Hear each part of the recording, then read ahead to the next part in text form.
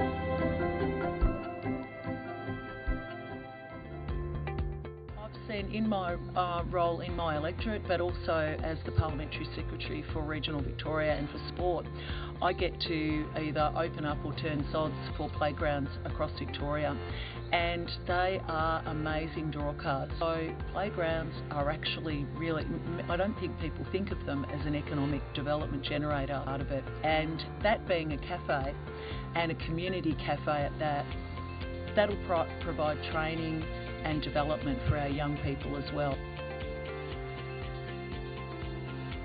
This is probably one of the best examples of collaboration between community groups, people, state government, council, banks. Nearly every group you can mention around this area is involved in some way or other, and individual people like Josh. A lot of space to get around and go along the creek and cycle, and we're bringing a lot of different equipment to the playground for the kids, so I think it'll be a massive draw card for Nillumbik and for Diamond Creek in particular.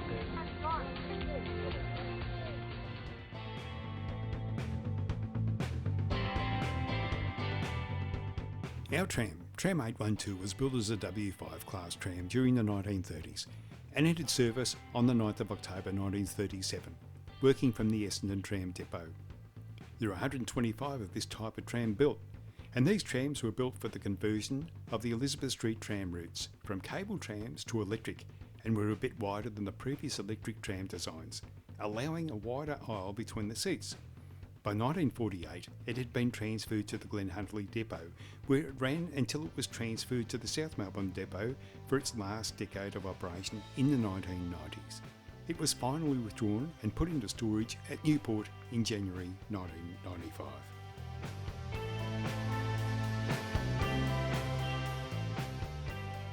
The council also added a new $2.5 million community play space next to the tram, making the area a whole new local entertainment parkland.